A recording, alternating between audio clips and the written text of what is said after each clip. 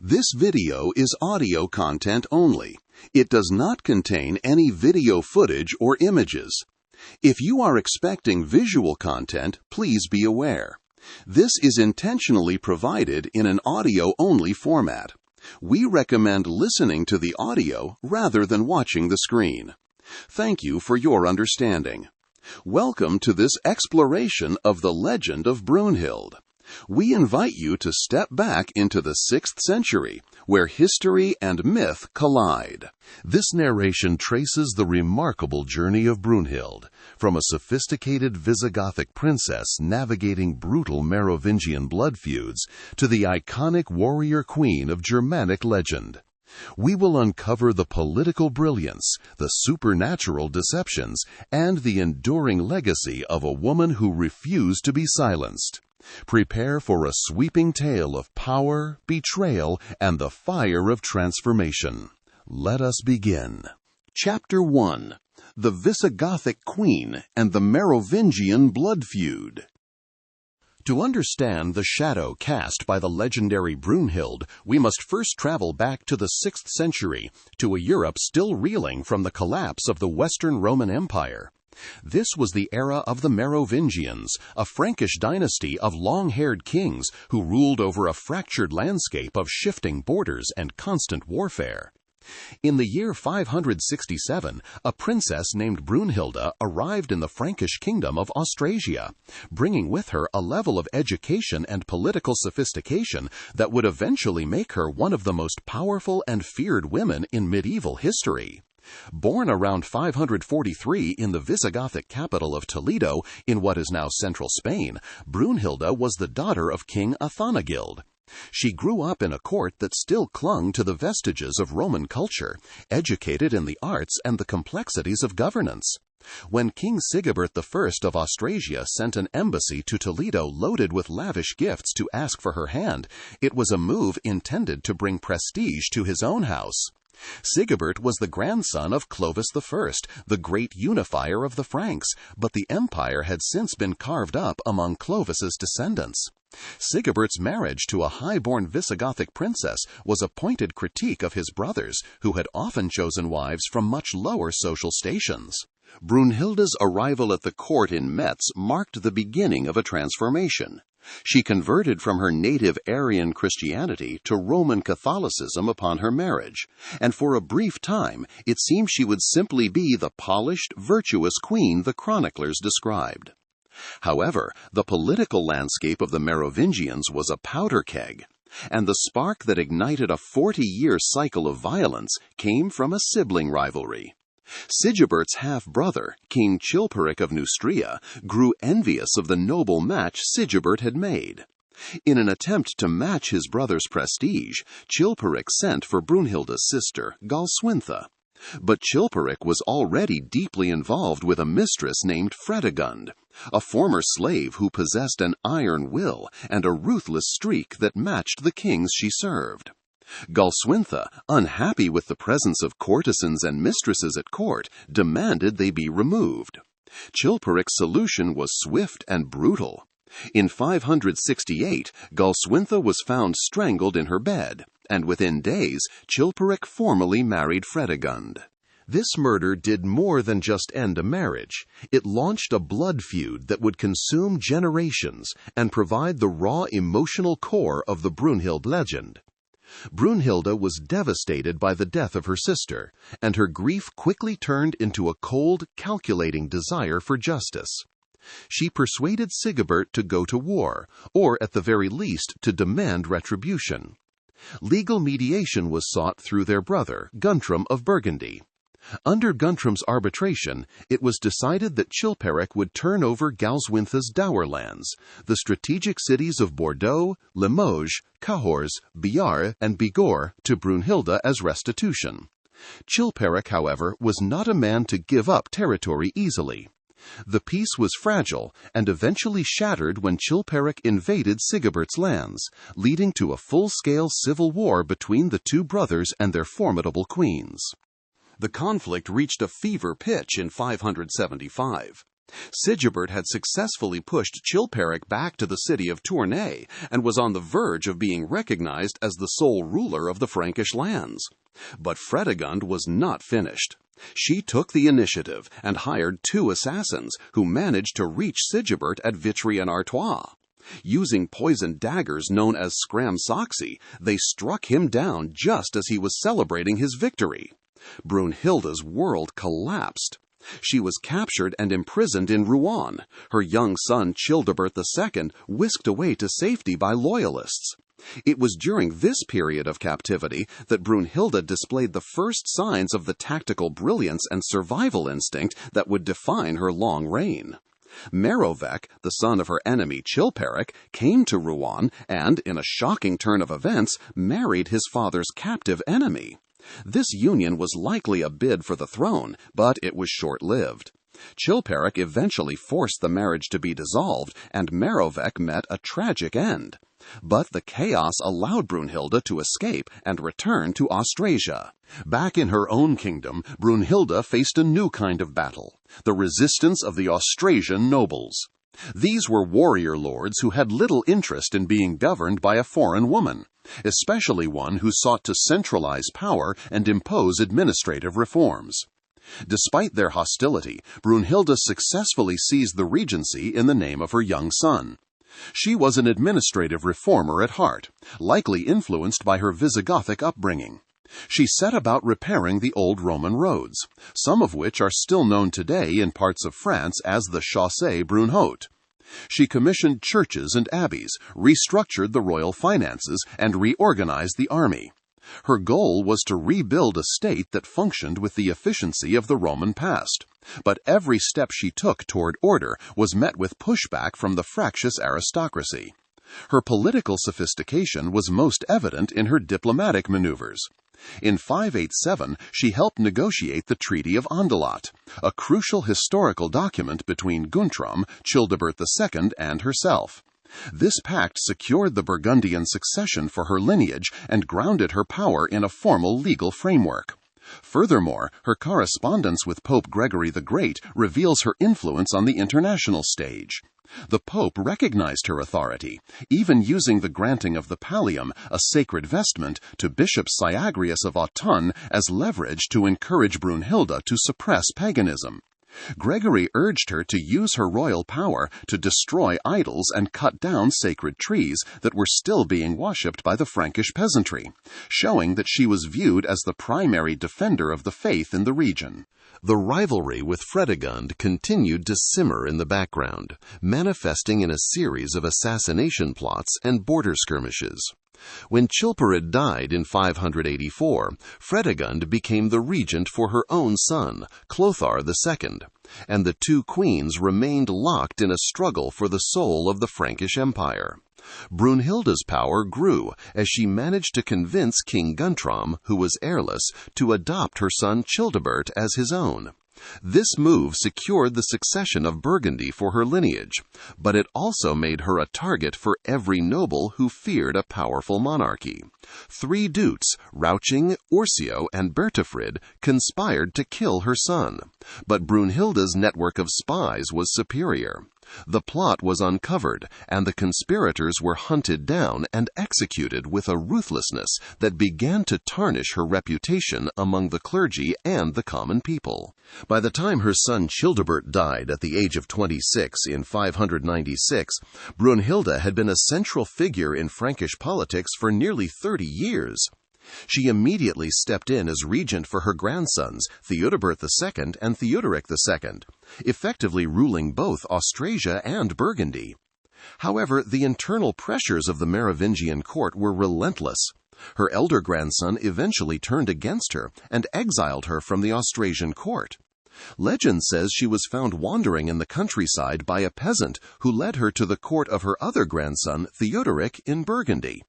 There she regained her footing and immediately began plotting her return to power. This period of her life is marked by an increasing coldness. She was accused of encouraging strife between her grandsons to keep them from uniting against her, and she reportedly supplied them with concubines to prevent them from taking wives who might challenge her authority at court. Her final years were a masterclass in political survival and escalating brutality. When the Bishop of Vienne, Desiderius, publicly criticized her for her influence over her grandsons and her personal conduct, she allegedly hired assassins to murder him. The long-standing feud with Fredegund's lineage finally reached its breaking point when Brunhilde attempted to place her great-grandson Sigebert II on the throne. By this time, she was in her late 60s or early 70s, an incredible age for the period, but her list of enemies had grown too long to manage. The Austrasian nobles, led by figures like Pepin of Landen and Arnulf of Metz, finally had enough of her centralized rule. They struck a secret deal with her old nemesis, Clothar II, the son of Fredegund. When the two armies met at the river Ain in 613, Brunhilde's forces simply refused to fight. The dukes and lords she had spent decades trying to control deserted her on the battlefield. Brunhilde fled toward the Alps, hoping to find allies among the Germanic tribes, but she was captured near Lake Neuchatel. The end of her life was as dramatic and horrifying as any scene in the sagas that would follow. Clothar II, the man who now united all the Frankish kingdoms under his rule, put the aged queen on trial. He accused her of the deaths of 10 Frankish kings, a list that included her own husband, her brother-in-law, and several of her own descendants. While many of these deaths were likely the result of the general chaos of the Merovingian era, Brunhilde served as the perfect scapegoat for a dynasty's worth of sins. The execution was a public spectacle designed to humiliate and destroy her legacy. According to the chronicles, she was first mounted on the back of a camel and paraded through the army, exposed to the mockery of the soldiers she had once commanded. Then she was tied by her hair, one arm, and one leg to the tails of wild, unbroken horses. They were set loose, and the queen was literally torn apart as the horses bolted in different directions. Her remains were then burned, and her bones were scattered, a final attempt to ensure that she would have no grave to be venerated and no physical presence left in the kingdom she had ruled for nearly half a century. Despite this attempt at erasure, her memory persisted through tangible links to the modern world. Her ashes were eventually interred in a mausoleum at the Abbey of St. Martin at Autun, a site she had founded. While the abbey was later destroyed, a significant piece of her history survived. A sarcophagus cover, believed to belong to the queen, is currently held in the Musée Rollin in Autun. This physical artifact serves as a bridge between the brutal reality of the 6th century and the enduring legend that followed. The parallels between this historical tragedy and the later Nibelung legends are profound. The murder of a king, the bitter rivalry between two powerful queens, and the eventual collapse of a royal house formed the raw emotional core of the stories that would eventually become the Nibelungenlied and the Volsunga Saga. Interestingly, the Volsunga Saga provides a brilliant genealogical bridge that links this Merovingian history to the later Viking Age. It mentions that the legendary Brunhild had a daughter named Aslaug, who went on to marry the famous Viking Ragnar Lodbrok.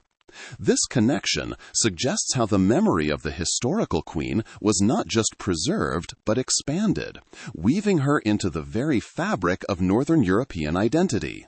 The historical Brunhilde was a woman who navigated a world of absolute patriarchy by using the only tools available to her: marriage, regency, and a calculated use of violence. She was a builder of infrastructure and a patron of the arts, attempting to bring a Roman sense of permanence to a barbarian world. Her failure to maintain power in the end was not a failure of intellect or will, but rather the result of a system that could not tolerate a woman exercising authority in her own right. The nobles who betrayed her were not just fighting a queen, they were fighting the very idea of an organized, centralized state that she represented. As the centuries passed, the memory of the historical queen began to blur and merge with older supernatural myths. The terrifying image of a queen being torn apart by horses became a foundational story of the Frankish identity, but it also transformed. The real feuds of the Merovingian palaces, with their poisoned daggers and midnight assassinations, were elevated into the realm of high tragedy and cosmic fate. The historical princess from Toledo was beginning her transformation into the legendary Queen of the North. What happens when the political savvy of a Visigothic queen is stripped away, leaving only the raw, elemental force of a Valkyrie? Chapter 2. The Armor and the Maiden. Duality of the Warrior Queen. As we move from the blood-soaked floors of the Merovingian palaces into the high, cold peaks of Germanic myth, the figure of Brunhild undergoes a startling transformation. She ceases to be a queen defined by her political regency and becomes a creature of two worlds, caught between the divine and the human. To understand her, we must look at the name itself. Across Old Norse, Middle High German, and modern variations, the name Brunhild is a composite of the Old High German words Brunia, meaning armor or protection, and Hiltia, meaning conflict or battle. The root Hild is a common Germanic name meaning battle, making Brunhild specifically Hild in armor. This etymology is not just a label, it is a blueprint for her character. She is, quite literally, the warrior woman defined by her impenetrable exterior. Even when she lived with her foster father Hymir in the Norse tradition, she was known as Hildur und Hjalmi, Hild under the helmet, emphasizing that her identity was always shielded, hidden behind the steel of her martial vocation. In the Norse tradition, particularly in the poetic Edda and the Volsunga saga, Brunhild is introduced not as a human queen, but as a Valkyrie, a celestial shield maiden in the service of Odin. She was a chooser of the slain, a being charged with determining who would die in battle and who would be escorted to the halls of Valhalla. However, the drama of her myth begins with an act of profound rebellion. Odin had promised victory to an aging king named Hjálmgunnar, but Brunhild struck him down instead, granting victory to a younger warrior named Agnar. The Volsunga saga adds a layer of tragic, forced choice to this rebellion, noting that Agnar had stolen Brunhild's magical swan shirt, effectively forcing her into an oath of loyalty to him. By choosing Agnar, she was honoring a mortal oath over a divine command. This defiance of the All-Father's will is the catalyst for her fall from grace. Odin's punishment was designed to strip away her independence and her divinity. He pricked her with a sleep thorn, a mystical device that cast her into an enchanted slumber, and declared that she would no longer be a Valkyrie. She was to be stripped of her immortality and forced to marry a mortal man. For a being whose entire identity was rooted in the freedom of the skies, this was the ultimate domestic trap. But even in her fall, Brunhild managed to exert her will. She swore an oath that she would never marry a man who knew the name of fear. To protect her, she was placed on the summit of Mount Hindarfjall, encased in her armor and surrounded by a ring of leaping supernatural fire.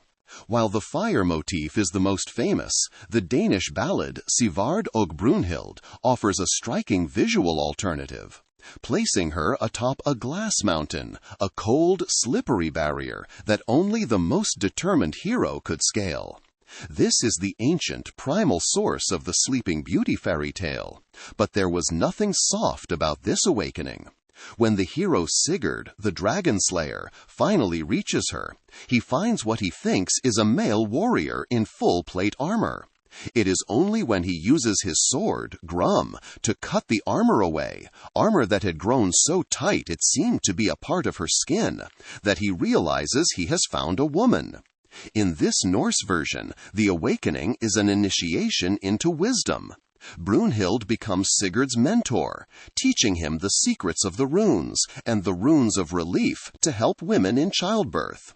Crucially, in this tradition, the two are betrothed on the mountain in a moment of honest mutual recognition before any trickery enters the narrative. However, when we cross over into the continental Germanic tradition of the Nibelungenlied, the celestial wings are clipped, but the physical power is amplified to a terrifying degree. Here, Brunhild is the mortal queen of Iceland, ruling from her fortress of Eisenstein. She is an Amazonian figure of unmeasured beauty and vast strength who refuses to be conquered. She sets a series of 3 athletic trials for any man who wishes to win her hand: throwing a heavy javelin, hurling a massive stone, and leaping beyond the spot where the stone falls. If the suitor fails even one of these feats, he is promptly beheaded. The scale of these challenges is staggering, and the source texts provide specific measurements to emphasize her unmeasured strength. Her shield was not a mere piece of equipment, it was 3 spans thick under the gold and steel boss, requiring 3 of her chamberlains just to carry it. Her spear was a weapon so massive that it required 3 men to lift. Most impressively, the boulder she used for the weight-throwing contest was so immense that it took 12 of her strongest knights to move it. Brunhild, however, could pick up this stone and hurl it 12 fathoms, then leap past it while still wearing her full battle gear. When the Burgundian king Gunther sees her preparing for the contest, his vassal Hagen famously remarks that the woman he desires is a rib of the devil himself. This reflects a deep-seated medieval fear of uncontained female power, viewing such strength as inherently demonic or unnatural. This brings us to the most fascinating aspect of Brunhild's duality, the conditional nature of her strength. In the Germanic tradition, her superhuman power is explicitly linked to her maidenhood. As long as she remains a virgin, she is a match for any hero in the world. She is a figure of pure, uncontained agency. But the moment she is subdued and her virginity is taken, her strength vanishes. She becomes, as the text says, no stronger than any other woman. This transition from the Amazonian queen to the domestic wife suggests that her power was a finite resource tied to her autonomy. The struggle for this power comes to a head on her wedding night. Even after she has been won in the trials, Brunhild refuses to submit to King Gunther. She is suspicious of his true abilities, and when he tries to consummate the marriage, she simply overpowers him. Using her girdle, she ties his hands and feet and hangs him from a peg on the wall, leaving him there until morning. It is a moment of total role reversal that shatters courtly ideals. Gunther is forced to realize that he is utterly powerless against her. He eventually relies on the hero Siegfried to use a Tarnkappe, a cloak of invisibility, to assist him.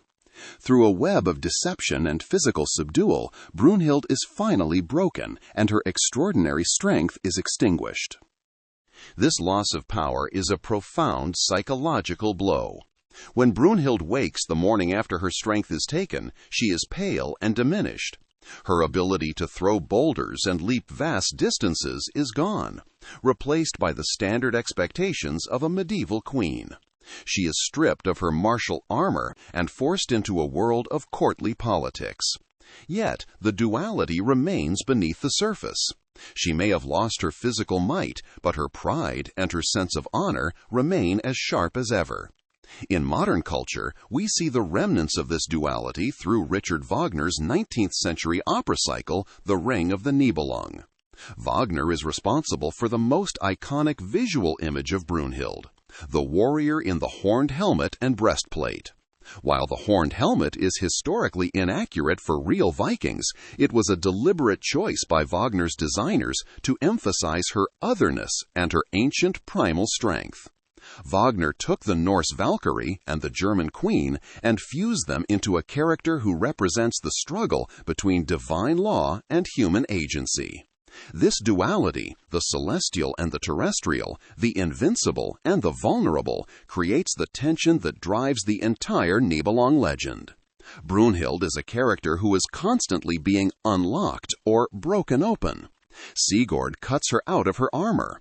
Gunther and Siegfried break her physical strength. Yet, despite these attempts to contain her, she remains the paramount figure of Germanic legend because she refuses to be forgotten. She is the guardian of sacred power, a woman who wields both the sword and the spell.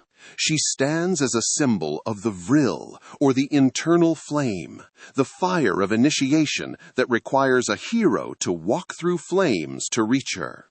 But what happens to a being of fire when they are forced to live in a world of cold, courtly politics? When the Valkyrie is brought down to earth and the Amazonian queen is stripped of her might, the resulting pressure doesn't just disappear. It builds up, turning into a different kind of power, the power of vengeance.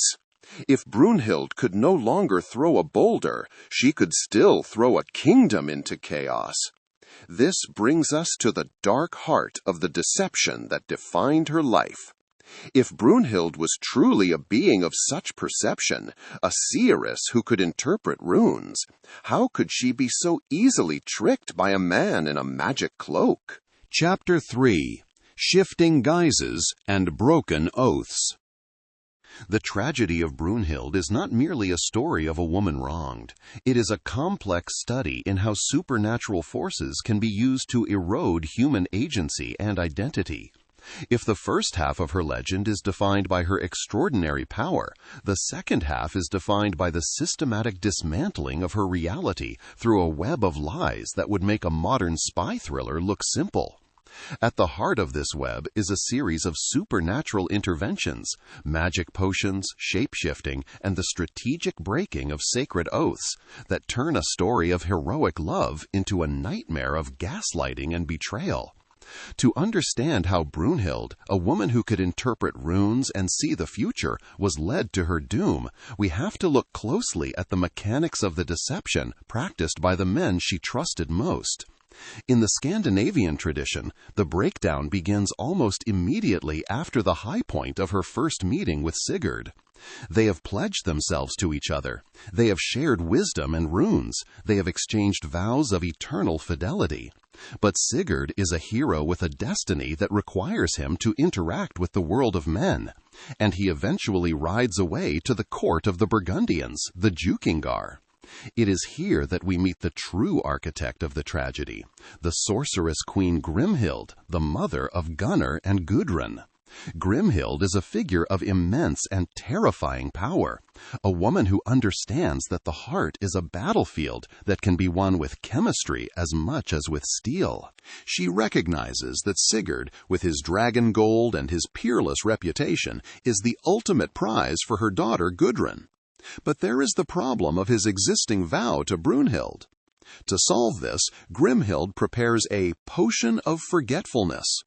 This isn't just a fairy tale plot device, it is a supernatural assault on Sigurd's very self.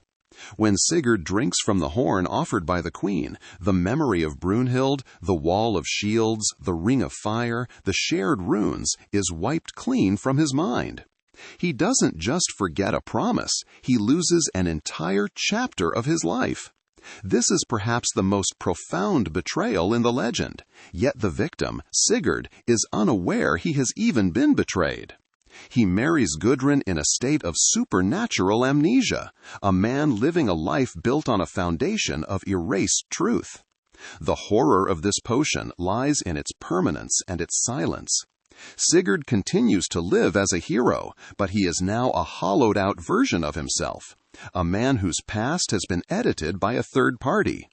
For Brunhild, waiting on her mountain or in her tower, the silence from Sigurd must have been agonizing. In her world, an oath was a sacred thing, a binding contract that defined a person's worth.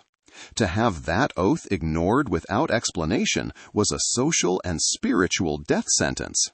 But the deception was only just beginning. The web was about to tighten as Grimhild turned her attention to her son Gunnar, who desired Brunhild for himself.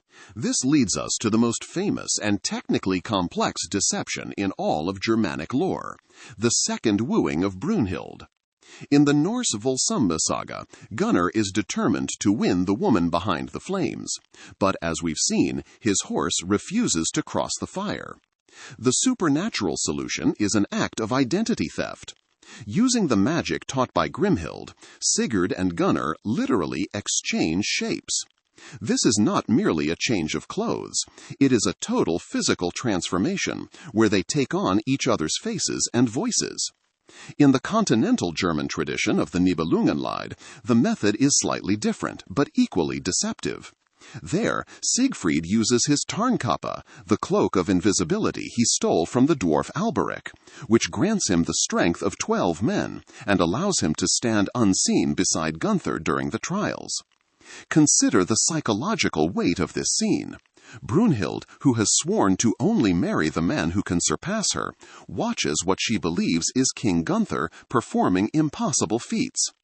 In the Nibelungenlied, when she hurls her massive spear, it is the invisible Siegfried who catches it and hurls it back, making it look as though Gunther has the arm of a god. When she throws the 12-man boulder, it is Siegfried who carries Gunther through the air to leap beyond it. Brunhild is being defeated by a ghost, a man she cannot see, while the man she can see mimes the actions of a hero. She is being tricked into believing her superior has finally arrived, when in reality she is being manipulated by a committee of deceivers.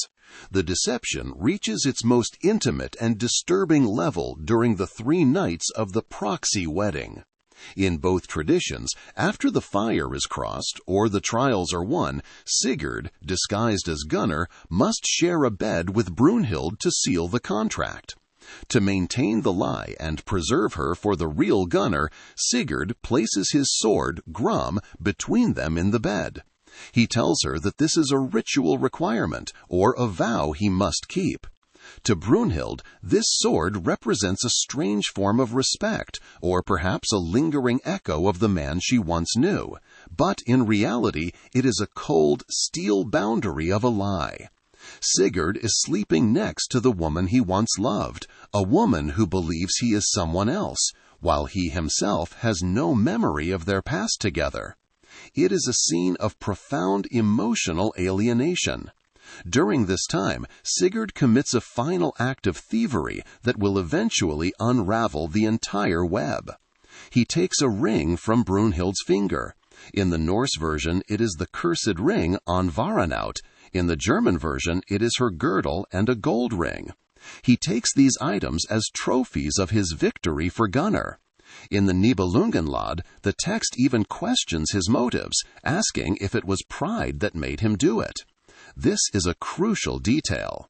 Even under the influence of magic or a sense of duty to his blood brother, Sigurd's own ego plays a role. He takes a piece of her identity, a symbol of her conquered strength, and he eventually gives these items to his own wife, Kriemhild. He is quite literally handing the evidence of his crime to the one person who will eventually use it to destroy him. This brings us to the theme of the betrayal of sacred oaths. In the heroic society of the North, the bond of blood brotherhood was the most solemn contract a man could enter. Sigurd and Gunnar had performed the ritual of walking under a strip of turf and mingling their blood in the earth. This oath required absolute loyalty, a commitment to treat the other's interests as one's own. By helping Gunnar win Brunhild through trickery, Sigurd is technically fulfilling his oath to his brother, but in doing so, he is violating every other ethical standard of his world. He is betraying the woman he first pledged himself to, he is deceiving a sovereign queen, and he is helping a friend commit what is essentially a supernatural fraud. The complexity of these conflicting oaths creates a moral vacuum. Sigurd is trapped between his forgotten vow to Brunhild and his active vow to Gunnar. This collision of duties is a classic theme in humanities and ethics. It asks us, which oath takes precedence? Is a vow made in a state of divine grace more important than a blood oath made in the world of men? The legend suggests that once you begin to manipulate the truth with magic, all oaths become tainted. Gunnar, too, is a perjurer. He accepts a wife he didn't win, a kingdom he didn't earn, and a reputation for bravery that is entirely borrowed. The crown he wears is a lie, and every day he looks at Brunhild, he is reminded that he is not the man she thinks he is. The supernatural elements, the potion, the cloak, the shape-shifting, are often interpreted by scholars as metaphors for the ways in which social structures and political ambitions can force people into roles that betray their true nature. Sigurd is the perfect hero, yet he is forced into the role of a deceptive vassal. Brunhild is the perfect warrior, yet she is forced into the role of a submissive wife. The magic is the engine that drives this forced transition. It represents the hidden hands of power, the influence of a mother-in-law, the pressure of peer loyalty, the convenient erasing of inconvenient truths. In a modern context, we might look at this as the ultimate form of identity theft or gaslighting. Brunhild's entire reality is a construct built by others. She is told that Gunnar is the hero who crossed the flames, and for years she has no reason to doubt it, other than perhaps a lingering, intuitive sense that something is wrong. When she eventually discovers the truth, it isn't just a personal betrayal, it is a total collapse of her worldview. Everything she thought she knew about her marriage, her husband's character, and her own defeat was a supernatural fabrication. The web isn't just a metaphor, it's a trap that has been carefully woven to catch a being of her stature. The role of the ring, Andvaranaut, adds an extra layer of cosmic inevitability to the deception. In the Norse tradition, this ring was stolen by Loki from the dwarf Andvari to pay a debt. Andvari cursed the ring, declaring that it would bring death to whoever owned it. When Sigurd takes this ring from Brunhild during the proxy wedding and gives it to Gudrun, he is physically moving the curse from one household to another. The ring becomes a tangible link between the two women, a ticking time bomb of proof. It represents the idea that the spoils of war, the things we take from others through deception, will eventually become the instruments of our own destruction. The ring is the smoking gun of the legend. We also have to consider the role of the horse, Grani. In the Volsunga saga, Grani is a descendant of Odin's own eight-legged horse, Sleipnir. He is a creature of supernatural perception. When Gunnar tries to ride him through the flames, Grani refuses, not because he is afraid of fire, but because he knows that Gunnar is not his true master. The horse sees through the social titles and the armor to the soul beneath. It is only when Sigurd, even in Gunnar's shape, mounts him that the horse agrees to make the leap. This suggests that while humans can be fooled by magic and shape-shifting, the natural and divine worlds see the truth.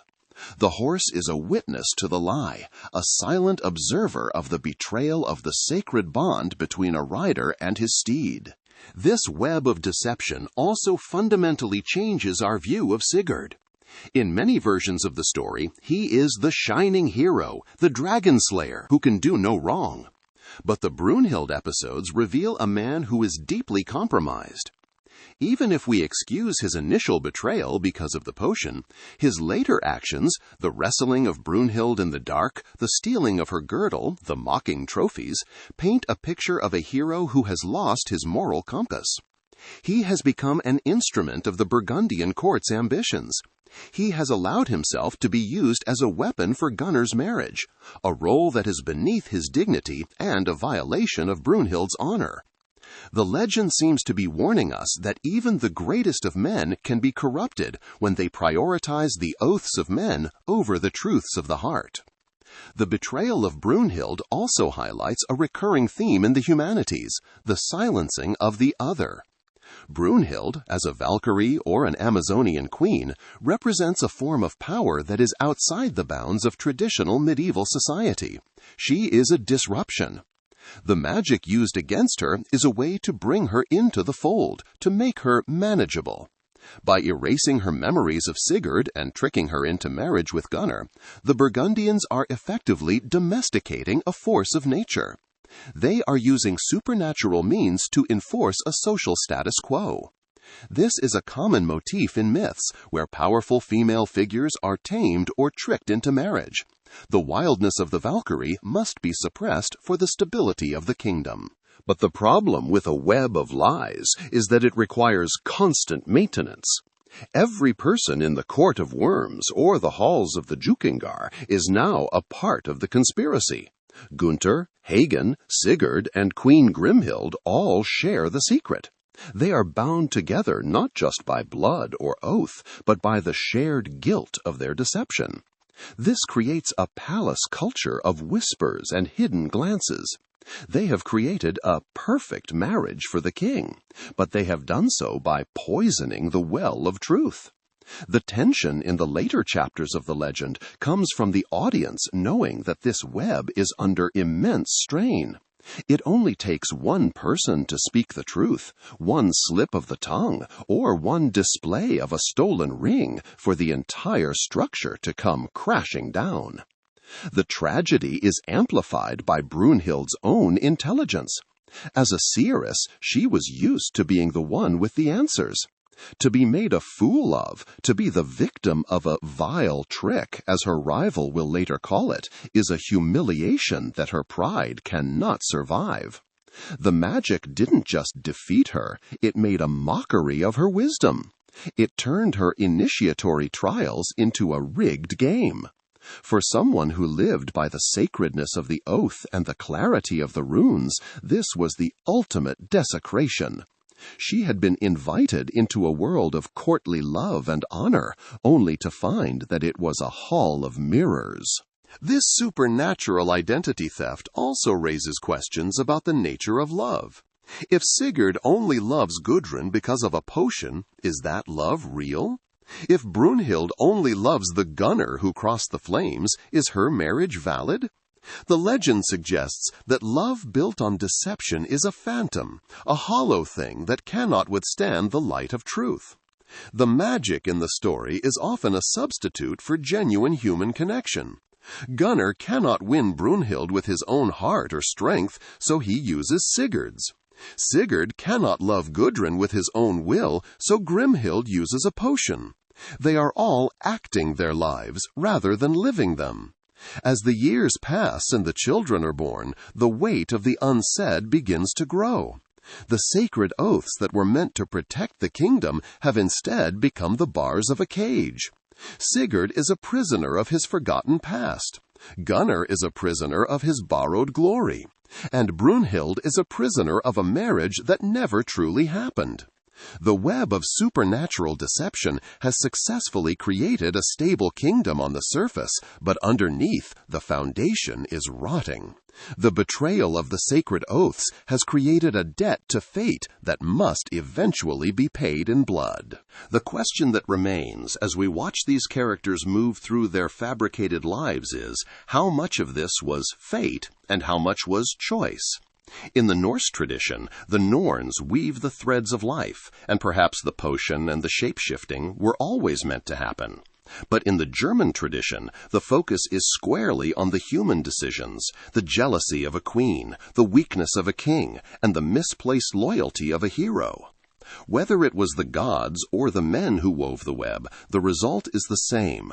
The truth is a living thing, and it cannot be buried forever, even under a ring of fire or a cloak of invisibility. What happens when the gaslighting ends and the lady of the air finally sees the man behind the curtain? How does a woman of extraordinary strength react when she realizes that the hero she waited for was the very man who handed her over to a coward? Chapter 4: The Quarrel of Queens and the Hero's Betrayal. For 10 years, a fragile hollow peace settled over the Burgundian capital of Worms. To the outside world, it looked like a golden age of stability and expansion.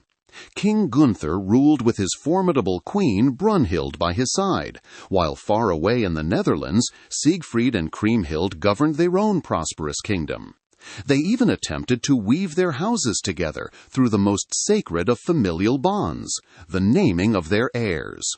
Brunhild and Gunther named their son Siegfried, while Siegfried and Kriemhild named their son Gunther.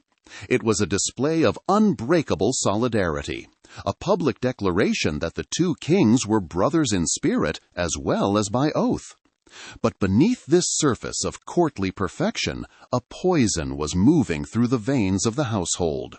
Brunhild, the woman who had once been a sovereign of ice and fire, could not find rest. Her superhuman strength was gone, replaced by a nagging, corrosive suspicion that the hierarchy of her world was a lie.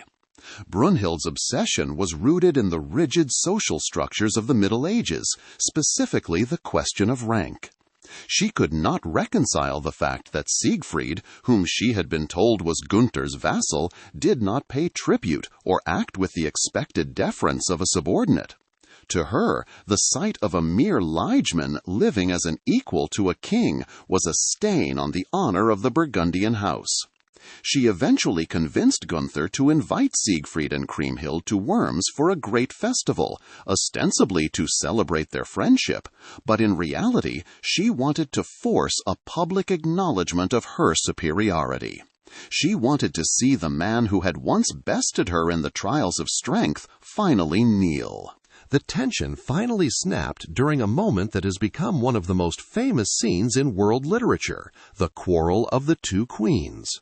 While the traditions vary on the setting, the steps of the cathedral in the Nibelungenlied or the river in the Norse sagas, the core of the conflict is the same. It is a battle for precedence. In one tradition, the spark is a simple, seated defiance. Kriemhild refuses to rise when Brunhild enters the hall, a direct violation of courtly etiquette that signaled she did not recognize Brunhild as her superior. On the steps of the cathedral in Worms, this escalated into a legal and social crisis. The cathedral steps were the ultimate stage for public rank. Who entered the church first was a declaration of who held the higher status in the eyes of God and man. This is where the mask of the 10-year lie is finally ripped away.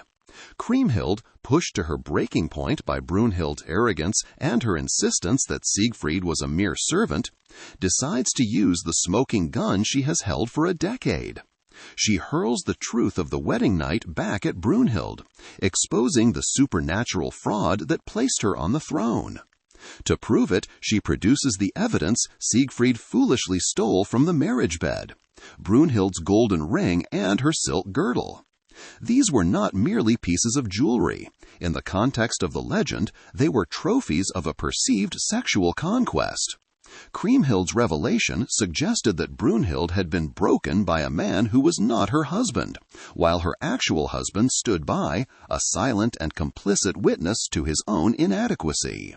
The impact of this revelation on Brunhild is total and catastrophic.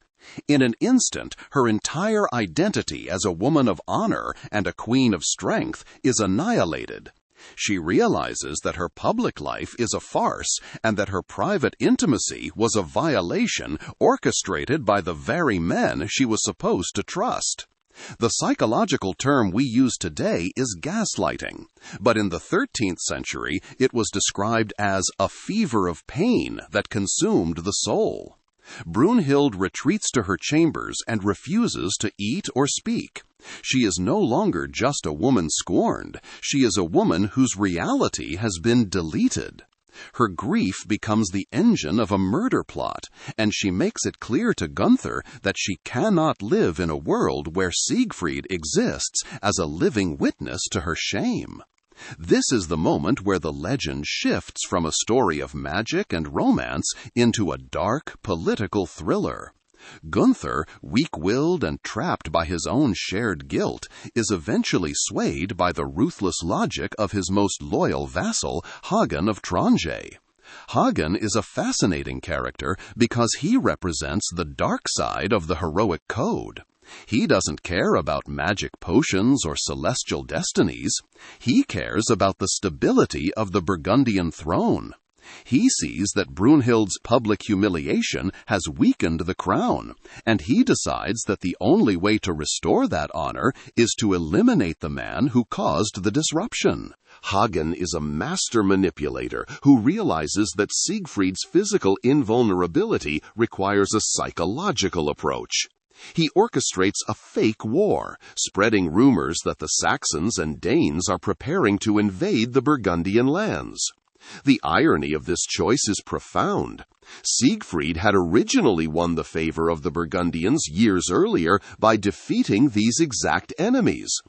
Hagen uses Siegfried's own history of loyalty and his eagerness to defend his friends as the bait for the trap.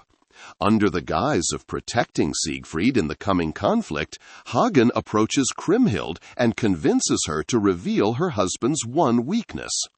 In a move that is heartbreaking in its cruelty, Kriemhild, thinking she is saving her husband, reveals the secret of the linden leaf. She tells Hagen that while Siegfried was bathing in the dragon's blood, a single leaf fell between his shoulder blades, leaving a small, vulnerable patch of skin. To make it easier for Hagen to guard him, she agrees to sew a small silk cross onto Siegfried's tunic over that exact spot. She is literally marking her husband for death while believing she is wrapping him in protection. This act of betrayal, though unintentional, transforms Kriemhild from a victim into a tragic participant in her husband's downfall. The murder itself is orchestrated during a royal hunting trip in the Odenwald forest, and it is a masterpiece of treachery. Hagen and Gunther arrange for the wine to be misplaced or sent to the wrong location, ensuring that the hunting party grows desperately thirsty under the heat of the sun. This thirst trap is a petty, calculated detail that makes the murder feel even more masterminded. When the party finds a cold spring, Siegfried's own nobility and physical prowess are used against him. He is the fastest runner in the group, and he challenges Gunther and Hagen to a race to the water. Even at the moment of his death, Siegfried adheres to a code of honor that his killers have long since abandoned. He wins the race, but he refuses to drink until the king has had his fill. In a final, poignant display of trust, Siegfried disarms himself entirely. He lays down his bow and his legendary sword, Balmung, placing them far from the water's edge, so as not to appear threatening to his companions. As he finally leans over the spring, his back turned and his defenses down, Hagen strikes. He drives a spear through the silk cross, piercing Siegfried's heart at the only place where he was mortal. The imagery of this murder is profoundly symbolic. The great dragon slayer, the man of supernatural strength and golden treasure, is killed while performing a basic human act of thirst. He is killed by a vassal in the back, a total violation of the heroic code he lived by. As he dies, Siegfried's final words are a stinging indictment of the Burgundian honor. He tells them that they have murdered their best friend for a lie, and that their lineage will be cursed for generations because of this deed. He dies not as a god, but as a betrayed man, his blood staining the flowers by the spring. Back in Worms, the cruelty continues. Hagen has Siegfried's corpse dumped at the door of Kriemhild's bedchamber so that she will be the first to find him in the morning. When she sees the body, her screams of lament are so loud they wake the entire palace. Brunhild, hearing the cries of her rival, is said to have laughed out loud. It is a chilling, discordant sound that marks the end of her own humanity. She has her vengeance, but it is a hollow victory. The man she truly respected is dead, and she is left married to a man she now knows is a coward. The cultural implications of this rivalry and the subsequent murder are vast. It explores the idea that in a society built on honor and reputation, a public insult is a lethal weapon. Brunhild and Kriemhild were not just fighting over a man. They were fighting over their right to exist as sovereign individuals in a world that sought to define them through their husbands. Brunhild's humiliation was a form of social death, and in her world, the only response to social death was physical blood. This reflects a transition in human culture from the shame culture of the ancient world to the more complex guilt culture of the late Middle Ages. We also see the recurring motif of the betrayed confidant. Kriemhild's role in her husband's death is a cautionary tale about the dangers of the courtly world. She trusted the structures of her family and her society, only to find that they were designed to consume her. Her grief in the wake of the murder is the starting point for her own transformation into a figure of vengeance, a journey that will eventually lead to the destruction of everyone involved. The murder of Siegfried also serves as a pivotal moment in the history of the cursed treasure. With the hero dead, the Nibelung hoard, the gold and the ring, falls into the hands of the Burgundians. But as the legend has warned us since the beginning, this gold brings nothing but sorrow. Hagen eventually orders the treasure to be sunk in the Rhine to keep Kriemhild from using it to raise an army against them. The gold returns to the water, but the blood debt remains unpaid. As we look at the wreckage of the Burgundian court in the aftermath of the murder, we are forced to ask, was this tragedy avoidable? If Siegfried had never taken the ring and the girdle, or if Kriemhild had kept her silence, would the kingdom have survived? Or was the rivalry between Brunhild and Kriemhild an inevitable collision of two forms of power that could never occupy the same space? The legend moves forward now into a landscape of mourning and cold, calculated retribution. The hero is in the ground, but the queens remain, and their final confrontation is yet to come on a grander, even more devastating scale.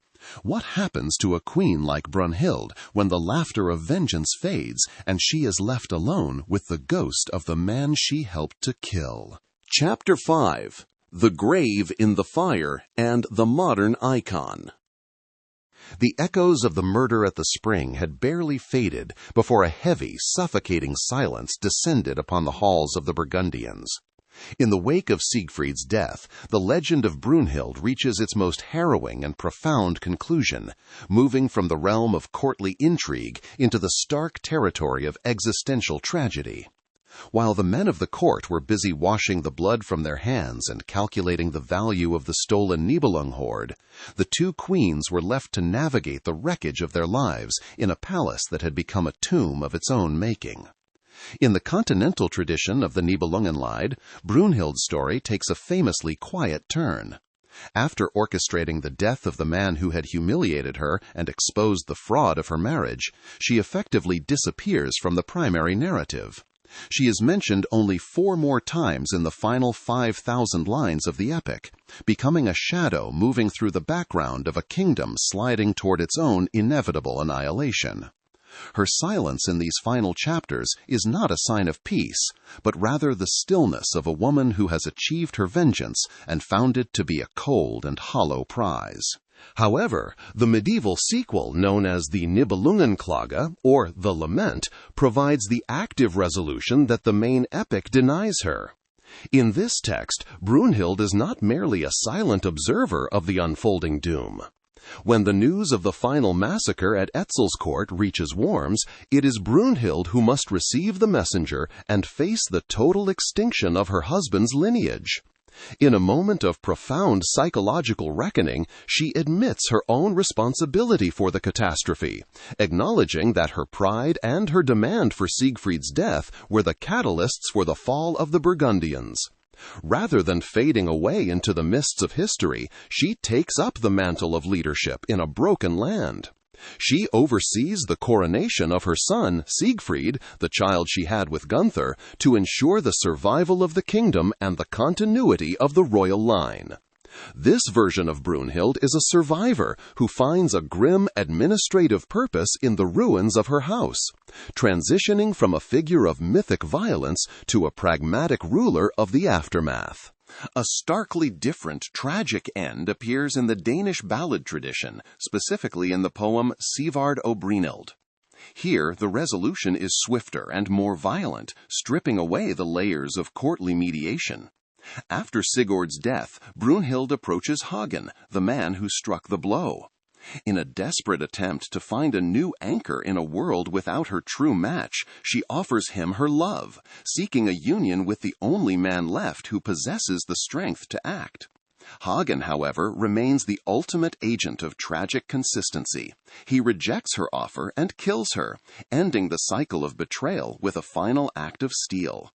This version strips away the queenly dignity found in the German texts, presenting a Brunhild who is consumed by the very violence she helped unleash, a woman who finds that in a world of broken oaths there is no place left for her to stand. It is in the Scandinavian tradition, particularly the Old Norse poems and the Volsunga saga, where Brunhild's story achieves its most scorching climax. In these versions, she cannot simply retire or wait for news of the end. For her, the death of Sigurd is the beginning of a final cosmic reckoning that demands her total participation. After hearing Gudrun's cry of lament, Brunhild's mood shifts with the speed of a winter storm. The initial satisfaction of her revenge turns to an inconsolable grief as she realizes that in killing Sigurd, she has destroyed the only mirror of her own greatness. She understands that her identity was inextricably linked to his, and that without him, the world of men is a diminished and meaningless place. The Norse Brunhild decides that if she cannot live with Sigurd in the world of the living, she will claim him in the world of the dead. She prepares for her own suicide with a terrifying level of calculation and royal poise. In the poem Sigurd Arkfida hin Skama, she distributes her gold and possessions to her followers, a final act of queenly generosity that doubles as a farewell to her earthly station. To emphasize the ruthlessness of her position and the ancient requirements of her rank, the poem Gudrunarkvida I specifies that she does not go into the fire alone. She orders several of her slaves to be killed so they may serve her in the afterlife, a grim reflection of the historical funerary practices of the North that demanded a retinue for a departing sovereign. As her life ebbs away from a self-inflicted sword wound, she holds a long prophetic conversation with Gunnar. She remains a seeress until the very end, her dying breaths used to map out the doom of the Burgundians with chilling accuracy. She specifies that Gunnar will meet his end in a pit of snakes, and that Gudrun will be driven to a life of further misery and vengeance. She sees the end of the world they have built, and she describes it to her husband as a final, parting gift of truth. Her foresight serves as a bridge between her mortal life and the supernatural realm she is about to re-enter, proving that even in her final moments she possesses a wisdom that the men around her lack. Before she expires, she makes a final, non-negotiable demand regarding the funeral pyre. She insists on being burned alongside Sigurd, asserting that her honor remains intact as she joins him in the flames. There is a darker detail in the Volsunga saga regarding this pyre. Brunhild orders the death of Sigurd's 3-year-old son, Sigmund. It is vital to distinguish this child from her own son with Gunther. This Sigmund is the son of Sigurd and her rival Gudrun. By killing the boy and having him burned with them, she ensures that she enters the afterlife as part of a unified family unit of her own making, effectively erasing Sigurd's legacy with her enemy and asserting her own claim over his lineage. The physical act of the cremation serves as a powerful symbolic transition, acting as a gateway between the physical world and the spiritual one. This is captured in the Eddic poem Hel-raid Brynhildar, or Brunhild's Ride to Hell. As her spirit drives a chariot through the underworld, she encounters a giantess who blocks her path. The giantess levels a specific and devastating accusation, that Brunhild has blood on her hands and has brought nothing but misery to the world of men. Brunhild's response is a masterclass in heroic defiance. She does not apologize for the blood or the chaos she has caused. She explains the deception played by the Burgundians and narrates her life as a series of forced choices and violated truths. She commands the giantess to sink down and let her pass, asserting that her love for Sigurd was the only reality in a world of illusions. She is riding toward a reunion that transcends the betrayals of the living, transforming from a vengeful wife into a figure of tragic integrity who refuses to be judged by those who did not walk her path. This image of the funeral pyre and the journey to hell has had a massive impact on the modern cultural imagination, largely through Richard Wagner. In his 19th-century opera cycle, the character of Brunhilde undergoes a psychological evolution that makes her the true hero of the entire epic. Wagner's Brunhilde is the one who achieves the redemption through love. In the final scene of Götterdämmerung, she takes the cursed ring from the dead Siegfried's hinder and realizes that the only way to break its power is to return it to the natural world. In the famous immolation scene, she addresses the gods and the men before mounting her horse, Gran. By riding Gran into the flames, she doesn't just join her lover, she triggers the destruction of Valhalla itself. She returns the gold to the Rhine maidens, cleansing it of its curse, and allows the old world of the gods to be consumed, so that a new world, defined by human agency and freedom, can begin. She is no longer just a victim of a trick. She is the savior who possesses the wisdom to let go of the power the ring represents, sacrificing herself to reset the moral compass of the universe. This Wagnerian version has given us the most recognizable and often parodied image of the legend, the fat lady in the warrior's gear. The phrase, "It ain't over till the fat lady sings," is a direct reference to Brunhilde's massive final aria. While the image of the warrior in gear has become a staple of pop culture, it often obscures the revolutionary nature of the character. In the 19th century, Brunhilde was a shocking figure, a woman who exercised total autonomy and made the ultimate sacrifice to end the cycle of greed and corruption.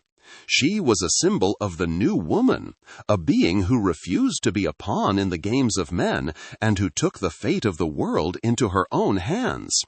In the 20th and 21st centuries, Brunhild has been reclaimed as a feminist icon. Modern scholars look at her story and see a woman who was systematically manipulated by the structures of her society. When Brunhild speaks out at the cathedral or by the river, she is breaking a silence that was forced upon her. Her vengeance, while destructive, is seen as a legitimate response to a world that tried to erase her reality and her history. She represents the refusal to be a passive victim, choosing instead to be the architect of her own ending. The modern symbol of Brunhild is one of fierce independence. She is the guardian of her own honor, a woman who would rather die in the fire than live in a lie. This resonance is why she continues to appear in modern media, such as the film Django Unchained, where the character Brunhilde von Schaft is explicitly linked to the legend of the woman in the Ring of Fire. She represents the fire of initiation, the idea that to reach your true self and reclaim your dignity, you must be willing to walk through the flames of your own transformation.